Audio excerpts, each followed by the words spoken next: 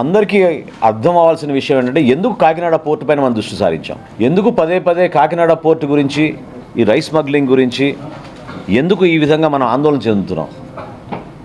ఎందుకంటే మీడియా మిత్రులు కూడా మీ అందరికి తెలుసు, స్థానికంగా ఉన్న కాకినాడలో కూడా చాలామందికి తెలుసు, 5 సంవత్సరాల్లో ఎవరిని కూడా లోపలికి ప్రవేశించలేదు, అనుమతించలేదు, అసలు అవకాశమే లేదు. లోపల ఎటువంటి కార్యక్రమాలు జరుగుతున్నాయి, ఎటువంటి బోట్లు వస్తున్నాయి, ఎవరు అక్కడ అధికారులు ఉన్నారు, ఏ విధంగా ఈ కార్యక్రమాలు జరుగుతున్నాయి దానిపైన కనీసం ఒక్క మీడియా మిత్రులను కూడా లోపలికి ఆహ్వానించలేదు, అనుమతి ఇవ్వలేదు. పక్కడబందీగా వ్యూహం మేరకు ఎవరిని రానియకుండా ఒక పెద్ద కాన్స్పిరసీ చేశారు. దాన్ని ఈరోజు నేను మీకు వివరిస్తాను. ఎందుకంటే ఎందుకు కాకినాడ పోర్ట్ అని పదే పదే చాలామంది దాని గురించి ఆందోళన చెందుతూ ఆలోచిస్తున్నారు.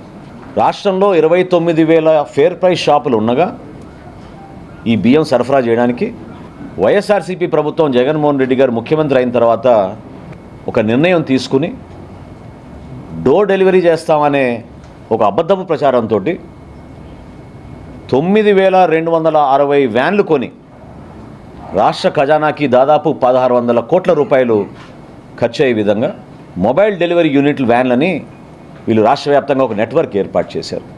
29,000 ఫేర్ ప్రైస్ షాపులు ప్రతి నెల 1వ తారీఖు నుంచి 15వ తారీఖు వరకు ఉదయం నుంచి సాయంత్రం తెరిచి ఉండి వినియోగదారులు ఎప్పుడు వచ్చినా వాళ్ళకి సరుకు అందించే విధంగా ఎన్నో సంవత్సరాలు జరుగుతున్న ఒక మంచి ప్రక్రియని వీళ్ళు పక్కదారి తీసుకెళ్ళి వాళ్ళ స్వలాభం కోసం ఈ వ్యాన్లు తీసుకొచ్చి ఈ వ్యాన్ల ద్వారా రాష్ట్ర వ్యాప్తంగా నెట్వర్క్ ఏర్పాటు చేసుకుని బియ్యం సేకరించడం మొదలుపెట్టారు. ప్రభుత్వానికి 43 రూపాయల 40 పైసలు ఖర్చు అయ్యే, ప్రతి కిలో ఖర్చు అయ్యే ఈ బియ్యాన్ని క్షేత్రస్థాయిలో వీళ్ళు 10 రూపాయలకే తీసుకుని వెళ్ళిపోవడం, చాలా చోట్ల మీరు సరైన సమయానికి రాలేదు, వ్యాన్ వెళ్ళిపోయింది కాబట్టి మీకు సరుకు ఇవ్వమని చెప్పడం, చివరికి ఎంఎల్ఎస్ పాయింట్ల దగ్గర నుంచి కూడా గోతాలు తీసుకుపోయే సందర్భాలు ఎన్నో ఉన్నాయి. అది చాలా స్పష్టంగా మనకి ఆధారాలు కూడా దొరికినాయి. ఈ విధంగా వీళ్ళు పక్కడబందీగా ఒక గ్రీన్ ఛానల్ ఏర్పాటు చేసుకుని చిత్తూరు నుంచి, శ్రీకాకుళం నుంచి నేషనల్ హైవే మీద నేరుగా కాకినాడకి ఎక్కువ శాతం ఈ బియ్యం తరలించే విధంగా ఒక పక్కడబందీ కాన్స్పిరసీ చేసి వీళ్ళు చేశారు. ఆంధ్రప్రదేశ్ తీరంలో ఏ పోర్టుకి లేని విధంగా కాకినాడ పోర్టులో రైస్ ఎగుమతి జరిగింది. ప్రత్యేకంగా వీళ్ళు ఎప్పుడైతే మెడ మీద కత్తి పెట్టి కాకినాడ సీ పోర్ట్స్ లిమిటెడ్ దగ్గర నుంచి వీళ్ళు పోర్టు లాగేసుకుని ఆరోబిందోకు చెప్పారో ఆ రోజు నుంచి మీరు చూస్తే లెక్కలు ప్రతి ఒక్కరు కూడా ఆశ్చర్యం కలిగిస్తాయి. 3 ఆర్థిక సంవత్సరాల్లో, నేను 5 సంవత్సరాలు కూడా చెప్పడం లేదు, కేవలం గత 3 ఆర్థిక సంవత్సరాలు చెప్తున్నాను. గత 3 ఆర్థిక సంవత్సరాల్లో మన రాష్ట్రంలో గంగారాం పోర్టులో బియ్యం ఎగుమతి 2,20,289 మెట్రిక్ టన్నులు.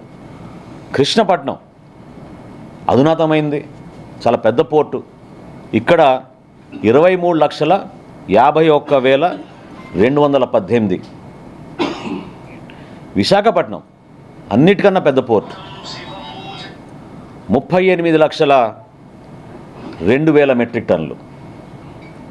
ఇప్పుడు కాకినాడకు వస్తే లెక్కలు చెప్తే మీరే ఆశ్చర్యపోతారు. కాకినాడ పోర్టులో వీళ్ళు దుర్మార్గంగా ఈ 3 సంవత్సరాల నుంచి చేసింది 1,31,18,346 మెట్రిక్ టన్నులు. దీని విలువ ఒక్క కాకినాడదే చెప్తున్నాను, కాకినాడలో రైస్ ఎగుమతి విలువ ఈ 3 సంవత్సరాల్లో 48,537 కోట్ల రూపాయలు. అంటే ఏ స్థాయికి చేరారో చూడండి మీరు. 48,537 కోట్ల రూపాయలు వీళ్ళు అక్కడి నుంచి బియ్యం ఎగుమతి చేశారు కాకినాడ పోర్ట్ నుంచి. ఎంత పెద్ద కాన్స్పిరసీ జరిగిందంటే జగన్మోహన్ రెడ్డి గారి ప్రభుత్వంలో, ఆయనే ముఖ్యమంత్రి, ఆయనకి తెలియకుండా జరగదు కదా. ఆరోబిందో రియాలిటీకి కాకినాడ సీ పోర్ట్స్ ఎందుకు 41% వాటా ట్రాన్స్ఫర్ చేసింది, ఏ సందర్భంలో చేసింది, ఏ విధంగా బెదిరించి భారతదేశంలో కార్పొరేట్ చరిత్రలో ఏనాడు జరగని విధంగా కేవీ రావు గారిని వారి కుటుంబాన్ని బెదిరించి ఏ విధంగా వీళ్ళు 41% వాటా రాయించేసుకున్నారో ఖచ్చితంగా బయటికి రావాలి.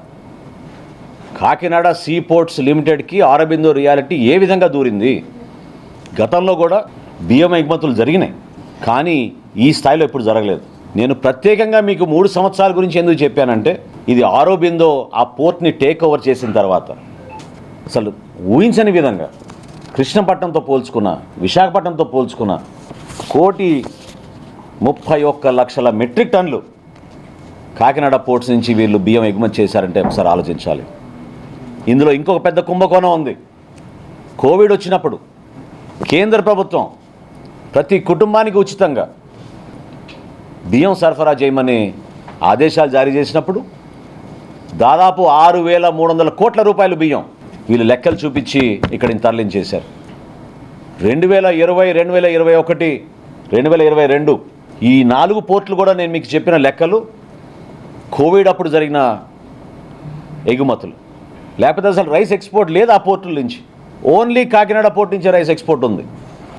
మొత్తం కేంద్రీకృతం చేసి వ్యవస్థని వాళ్ళు గుప్పిట్లో పెట్టుకుని జిల్లా అధికారులు, పోలీస్ యంత్రాంగం, విజిలెన్స్ యంత్రాంగం అందరినీ వీళ్ళు పూర్తి స్థాయిలో కేవలం వాళ్ళ స్వలాభం కోసం ఉపయోగించుకున్నారు.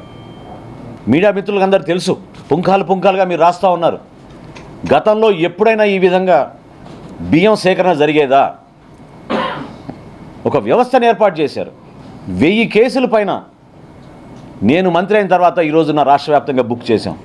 సమాజం కోసం ఉపయోగపడే రైస్ మిల్లులు, ఉపాధి కల్పించే రైస్ మిల్లులు కూడా వీళ్ళు వాళ్ళ గుప్పిట్లో తెచ్చేసుకుని ఈ రైస్ స్మగ్లింగ్ చేయడానికి ఉపయోగించడం మొదలుపెట్టారు. వీళ్ళు ప్రధానమైన ఆలోచన ప్రతి ఒక్కరిలో రావాల్సింది ఏంటంటే, ఈ రోజున కాకినాడ సీ పోర్ట్ని జగన్మోహన్ రెడ్డి గారు తన చేతుల్లో లాక్కోవడానికి ఇంత దౌర్జన్యం ఎందుకు చేశారు? ఎందుకు కేవీ రావు గారి కుటుంబాన్ని ఈ విధంగా హింసించి ఇబ్బంది పెట్టి భారతదేశంలో కార్పొరేట్ చరిత్రలో ఎప్పుడు లేని విధంగా బలవంతంగా 41% వాటా బిగ్గెస్ట్ షేర్ హోల్డర్గా మార్చారు ఆరోబిందో రియాలిటీని ఈ రోజున. దీని వెనుక ఎవరున్నారో ఇప్పుడు ప్రజలకు అర్థం అవ్వాలి. ఖచ్చితంగా సమగ్రమైన విచారణ జరుగుతోంది.